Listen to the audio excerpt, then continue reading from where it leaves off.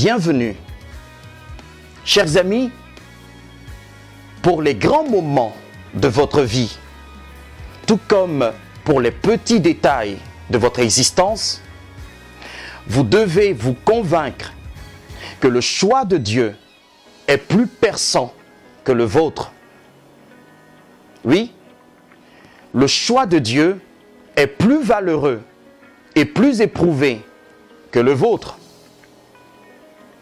Quand vous et moi décidons de faire un choix, de désigner ou d'élire quelqu'un, très souvent nous le faisons sur la base de l'apparence et du savoir limité qui nous caractérise.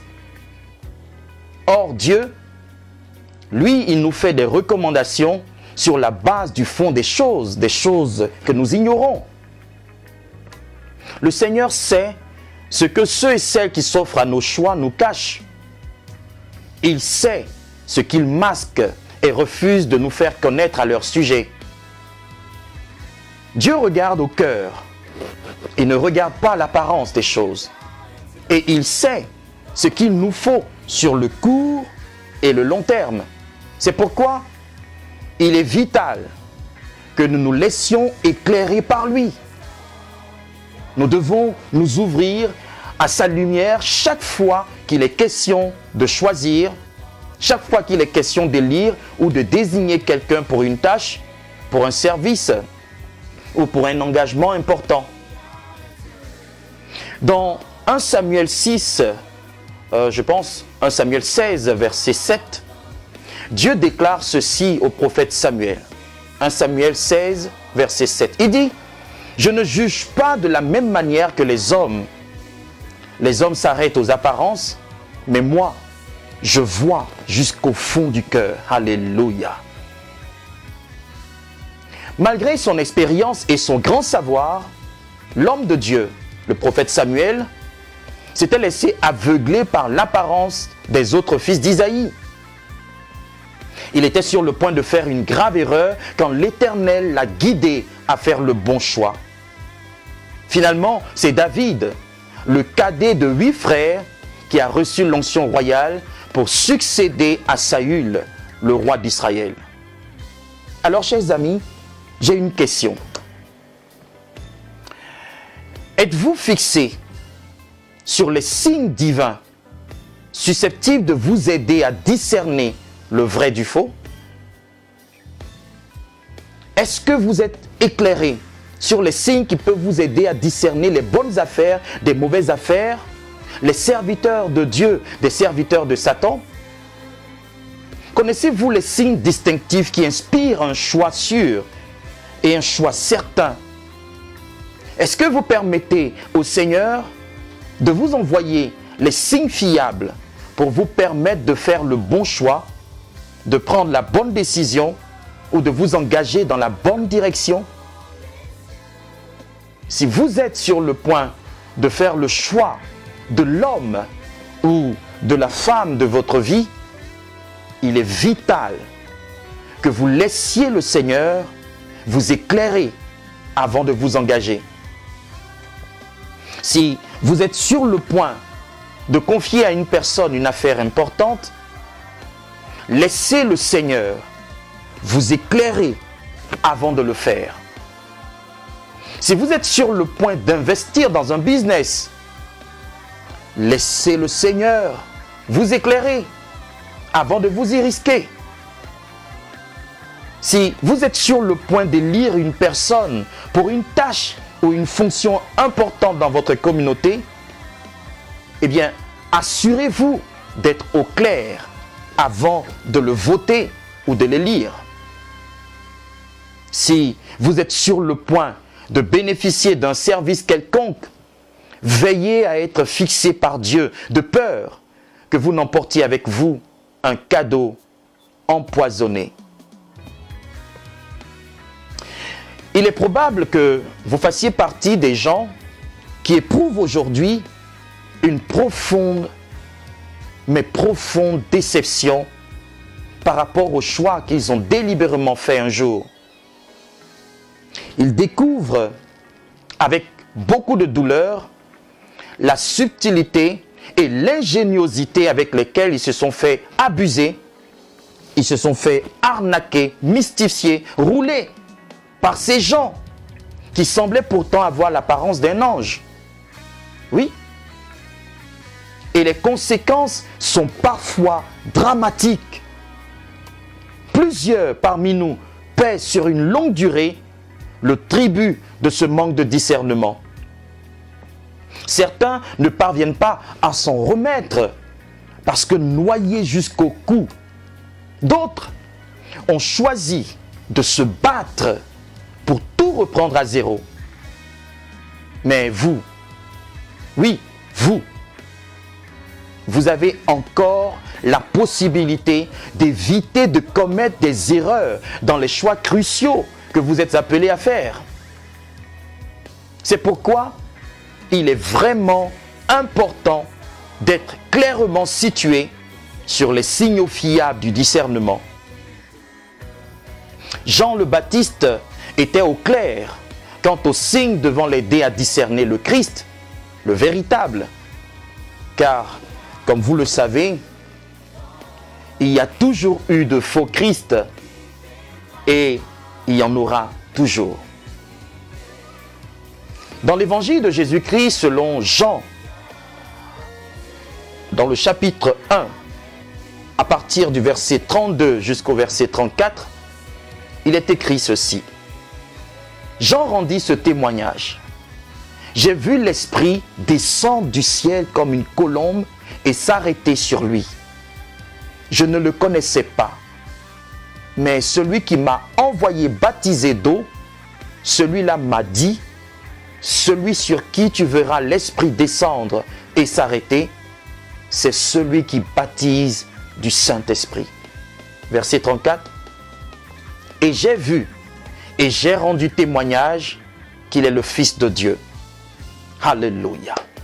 Bien-aimés, c'est de cette manière que notre ami a su reconnaître le Christ et le vrai. Nul ne pouvait le mystifier, encore moins le tromper sur la question. Dieu lui avait clairement et personnellement dit ceci. Celui sur qui tu verras l'Esprit descendre et s'arrêter, c'est lui. C'est pourquoi je pense que les 4 principes liés à cette expérience merveilleuse doivent être considérés comme les principes de base pour le discernement des choses qui viennent de celui qui a versé son sang pour notre salut, Jésus de Nazareth. Alléluia. Puisqu'ils ont permis à Jean le Baptiste de reconnaître le Christ et le vrai, ils nous aideront certainement à repérer tout ce qui vient de Dieu. Si vous tenez à discerner ce qui procède du Seigneur, il vous faudra apprendre à faire 4 choses. 1. Discernez vous-même. 2. Éprouvez tout esprit. 3. Vous assurer de la solidité et de la stabilité de ce qui sollicite votre engagement. Et 4. Enfin, percevoir la colombe de Dieu avant de vous lancer. Regardons le premier principe. Discernez vous-même. La Bible dit, celui sur qui tu verras l'Esprit descendre et s'arrêter, c'est lui. Ici, je vois le tu verras. Tu verras. Il n'est pas dit celui sur qui ton pasteur verra, ton meilleur ami verra, tes parents verront. Non. Comme Jean, c'est vous qui êtes appelés à discerner. Personne ne le fera à votre place, surtout que la décision engage votre responsabilité personnelle. Vous devez veiller et vous assurer de discerner par vous-même le vrai du faux et le bon du mauvais. Même si vous faites bien de consulter les pasteurs, les prophètes, les amis et autres, bien que les avis précieux des parents sont bons à prendre, ainsi que des hommes de Dieu, des anciens, des amis intimes ou de quelque autre personne, cela ne doit aucunement vous empêcher de vous assurer personnellement d'être au clair sur les signaux fiables devant éclairer une décision qui vous appartient, quoi qu'on en dise. C'est pourquoi je n'insisterai jamais assez sur le fait que vous développiez une relation vivante, une relation intime et constante avec le Seigneur. Ne laissez aucune prophétie, aucune révélation, aucun songe, ni aucun avis, quel que soit celui de qui cela provient, étouffer la conviction intérieure que le Saint-Esprit construit en vous. La Bible affirme que tout ce qui n'est pas le fruit d'une conviction, donc d'une certitude, est un péché. Si vous refusez ou négligez de développer une relation vivante avec le Seigneur, à l'instar de celle qu'avait Jean-Baptiste avec Dieu, comment pourrez-vous vous attendre à être éclairé sur ces choses? Vous serez obligé de développer une honteuse dépendance à l'avis des autres, lesquels ne manqueront pas de vous conduire dans une erreur fatale si vous n'y prenez garde. Oui, chers amis, un bon discernement est fonction d'une bonne relation avec Dieu. C'est pourquoi évitez absolument de prendre des décisions importantes tant que vous n'êtes pas certain d'être en de bons termes avec le ciel. Regardons le deuxième principe. Éprouvez tout esprit. La Bible dit, et c'est Dieu qui parle à Jean-Baptiste, il dit, « Celui sur qui tu verras l'esprit descendre et s'arrêter, c'est lui. » Voir l'esprit descendre. Cet important signe est une invitation à vérifier la source, la provenance ou l'origine de l'esprit qui est attaché à l'individu, à la chose, à l'opportunité ou à l'endroit qui s'offre à notre choix. Voyez, plusieurs ont commis l'erreur de s'engager dans des relations humaines, donc des mariages, des collaborations, des associations, sans prendre le soin d'être fixés sur la charge spirituelle qui les motive ou les inspire. Et ils en ont fait les frais. Il est clair que Satan et son armée travaillent d'arrache-pied pour nous perdre. C'est à nous, oui, c'est à nous de veiller à nous engager sur des routes sûres, des routes certaines.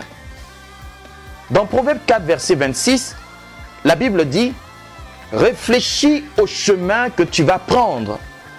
Engage tes pas dans une direction sûre. » Oui, nous devons vérifier la source ou l'origine de l'esprit qui anime les intentions d'une personne, les intentions d'une affaire ou d'une opportunité qui se présente à nous. Est-ce que l'esprit en question provient des eaux, de la terre, d'un démon, d'un simple mortel ou du ciel? Le troisième principe consiste à s'assurer de la stabilité de ce qui sollicite notre engagement. Dieu dit à Jean-Baptiste, « Celui sur qui tu verras l'esprit descendre et s'arrêter, c'est lui. » Non seulement l'esprit descend, le ciel est donc la source, la provenance, mais la Bible dit que l'esprit s'est arrêté. Ce troisième point nous invite à vérifier la stabilité, la solidité, la fermeté et la constance de l'esprit qui anime tout ce qui sollicite notre décision, notre choix ou notre engagement. Parce que plusieurs ont négligé de satisfaire à cette exigence, ils se retrouvent prisonniers de relations semblables aux vagues de la mer. Notez que l'Esprit de Dieu ne repose pas sur ce qui est vacillant et instable. L'Esprit de Dieu, par lequel vous êtes appelés à marcher, prend plaisir à demeurer sur ce qui est ferme, sur ce qui est constant, sur ce qui est stable et fidèle. Vous devez absolument éviter de vous engager dans ce qui au départ semble bon et qui en cours de chemin change de nature, change de direction, de principe, d'attitude, de méthode ou d'objectif. Du fidèle, on passe subitement à l'infidèle. Du doux, on passe de façon inattendue à l'amer. Gardez-vous de tout ce qui est versatile, de tout ce qui est changeant, irrésolu, fugace, mouvant ou instable. Choisissez de vous engager durablement avec ceux sur qui l'esprit s'arrête et non avec ceux sur qui l'esprit est de passage. Le quatrième principe, enfin, consiste à percevoir la colombe. Après les trois éléments que nous venons de voir, la perception de la colombe est celle qui déclenchera et inspirera en définitive votre décision ou votre choix. Jean-Baptiste rend le témoignage suivant. Il dit « J'ai vu l'Esprit de Dieu descendre du ciel comme une colombe et demeurer sur lui. » Jean 1, verset 32. Ainsi, la perception de la colombe est très importante et très déterminante. Tant que vous n'avez pas perçu la colombe, évitez d'engager votre responsabilité. Évitez de prendre une décision. C'est la colombe qui a permis à Noé de discerner que le moment de s'aventurer hors de l'arche était arrivé.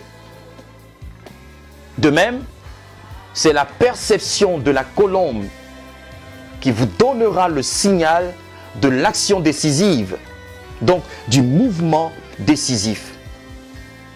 Mais que représente la colombe dans notre cas? La colombe qui demeure, donc qui s'arrête, est le symbole d'un sentiment constant de paix qui nous vient de Dieu à propos de la personne ou à propos de l'opportunité, de l'affaire, du lieu ou de la chose qui sollicite notre engagement. Cette paix en question, qui est très perceptible, nous monte au cœur et à l'esprit et nourrit en nous une ferme assurance et une profonde sérénité. Alléluia. Remarquez qu'il ne s'agit pas de cette paix qui est vacillante, qui va et qui vient, mais il s'agit de cette paix qui, comme la colombe sur le Christ, demeure. C'est pourquoi évitez de vous engager en quelque affaire tant que vous n'avez pas perçu la colombe qui vient du ciel et qui demeure.